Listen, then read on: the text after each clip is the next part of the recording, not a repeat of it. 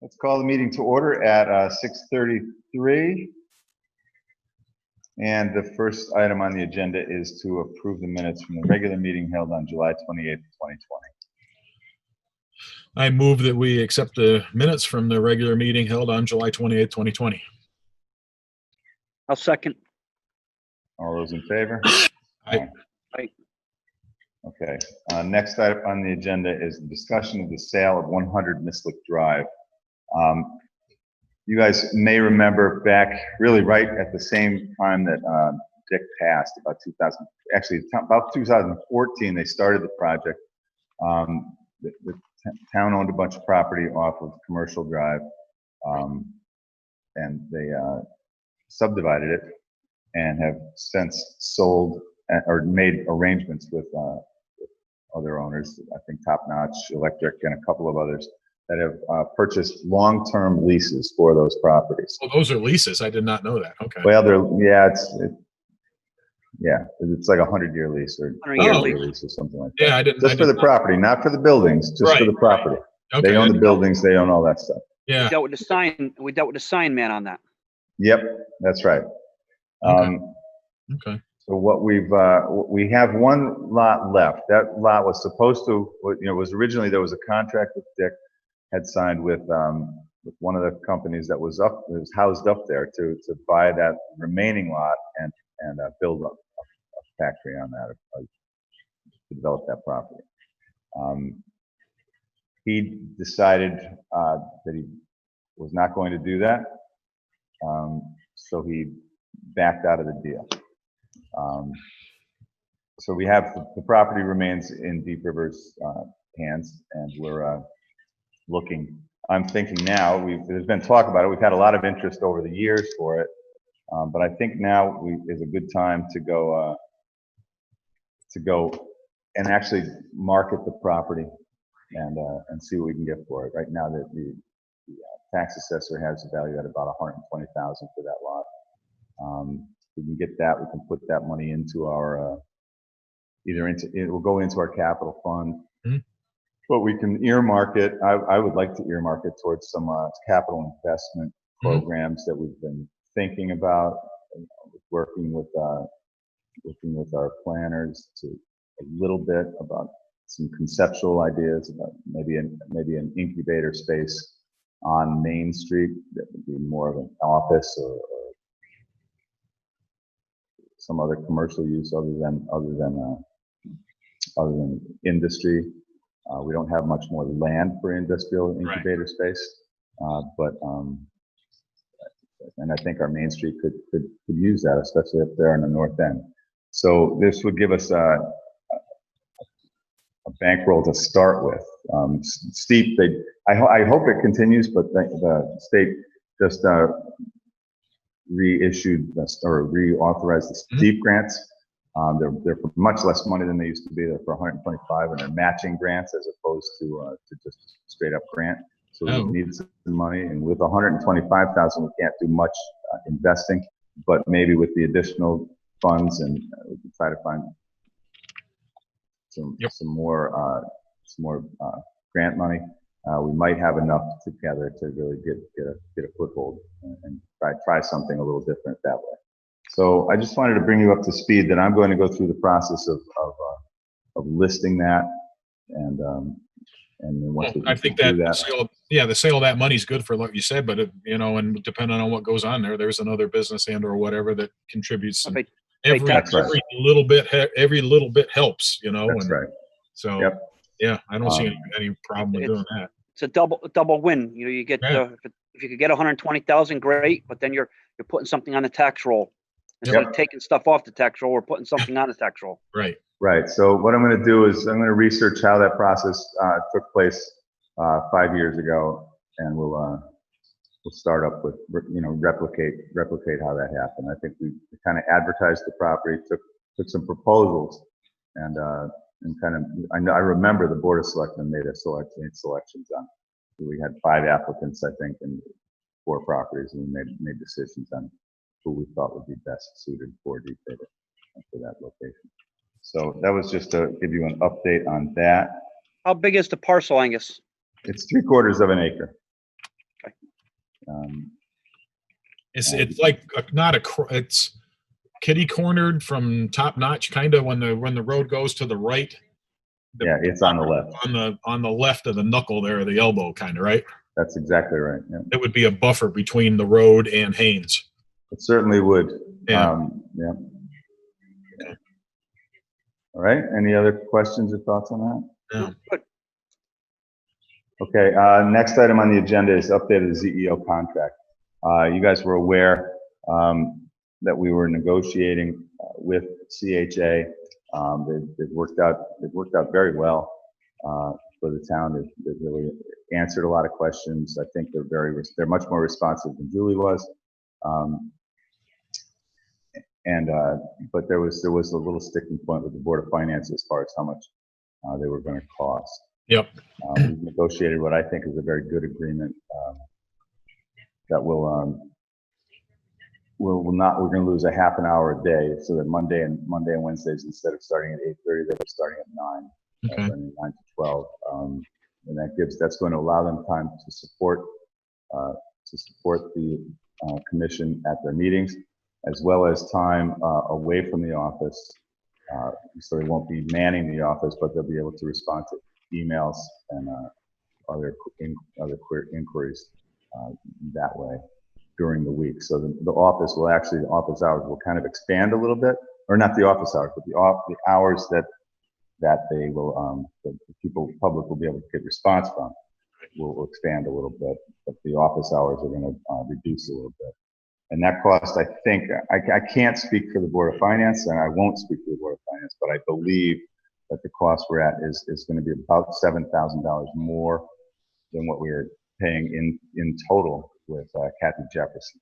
Okay. And that when you say in total, you mean her salary and the stipend? Salary or stipend, any other benefits that she might have been receiving. The main thing we have to keep focus on is, the ability that they're going to write grants for us. We get I think that's really important.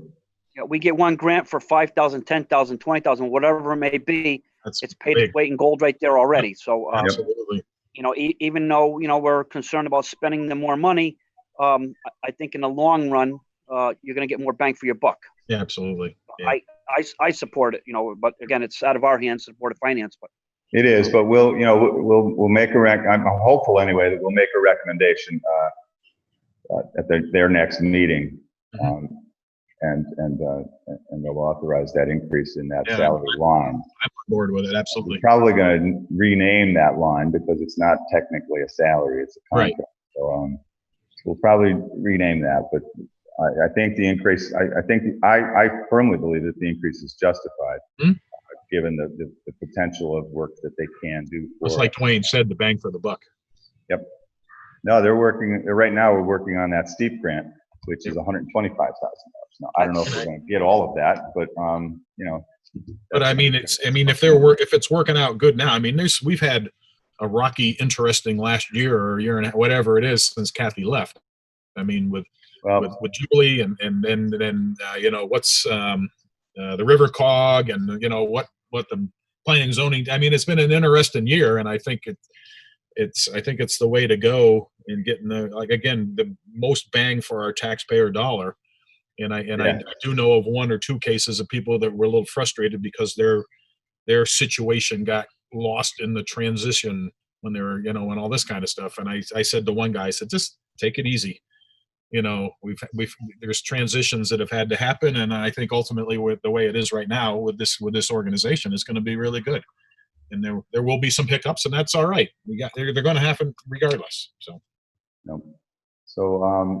that's the update there. I think it's good for the community. I think it's good for the town. It's certainly good for the future. I echo it. Yeah. So that's that. And the next item really is just audience of citizens, any other business to come before the board. I didn't put it on the agenda, but I figured we'd have a little conversation about the storm recovery. Yep. Really, just a big shout out to the fire department, number one, for their response during the storm. They were fantastic, as you might expect, and we've come to expect. And they've been busy with some of the power related issues. I mean, they went to Chester Mutual Aid 2 or 3 times for that one house. Yep. Yep. And I drove by it today, and you could smell it. It definitely burned. And I drove Yeah. by, you could smell it. And they, so it's a community thing, local, but it's also for our Tri-Town area. They've been very busy. Yep, they were great. I want to really give a big shout out to our emergency management director, Matt Herman. This was his first incident as EMD, and he really went above and beyond. And also our highway department superintendent, Eric Welke, as well as the assistant fire chief, Adam Harrop. We were, all 4 of us were out, for the first 2 days. We had one of us at one point, or actually for the first 3 days, one of us was with any crew that drove into town. We were with them for the duration to ensure that they knew where they were going and what we could do and what they could do.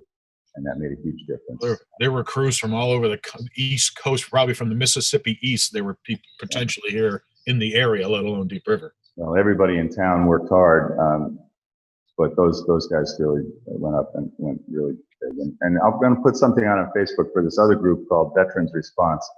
They had this really fascinating little water filter system that they put up at the firehouse and up at Chester Firehouse and up at John Winthrop for folks to get filtered water for drinking and cooking, and that was that was all for nothing. That was all volunteer. Yeah, are those machines owned by the fire department, or were they just bought? No, those are owned by this group called Veterans Response. Okay, they supply them and they own them. A couple of local fellows who Gotcha. Who started this not-for-profit, and they've used these things in Puerto Rico, down at disasters around the world, and they had them here, and they volunteered them for the service. I know the Boy Scouts were, and the Boy Scouts manned it here in Deep River, so that was really. Do they look for donations, Angus? Yes, they are. They're a nonprofit. Yep, they are, and I will. I want to make sure that we get that information out to the public once this is all over with, and people calm down, settled in a little bit. We should give them something for the time and effort to bring them to our town. No, they were really great. Actually, I think the principal of that group is the EMD up in Chester. Oh. And his partner is a Deep River resident who's. Wow. So it's really pretty nice thing. The other 2 items, one of the things that we're working on the steep grant for is to try and update the auditorium upstairs so we can start. I'd like very much to start some in-person meetings while we can. But at the same time, I recognize the value of these remote meetings. I don't know if Bobby's back in town, but I see Bobby's here tonight, Bobby Ginder. And I know he's not in town often, but he still gives them I think people like that an opportunity to participate in these meetings.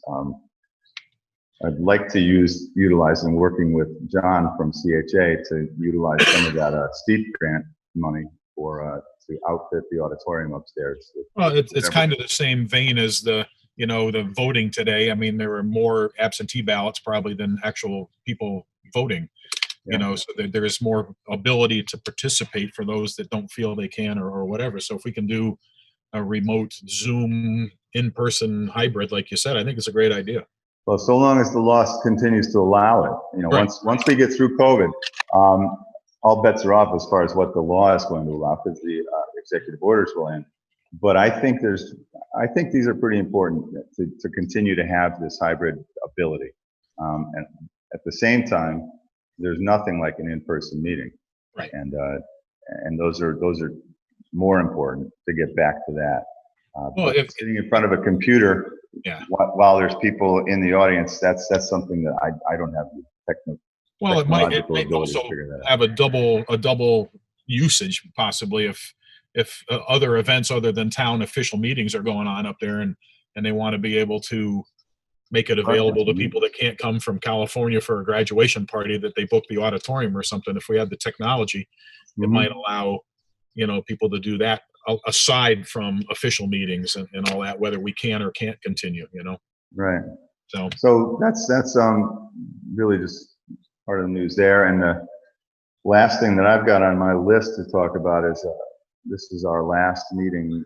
I couldn't convince Gina to come to our meeting tonight, but we'll be losing our assistant, selectman's assistant for the last 20 years. She took an opportunity and is moving over to the elementary school to assist the principal, and I think it's a great move for her. Yep. She will be missed, not just by me, but by everybody in the town hall, by everybody in town. Absolutely.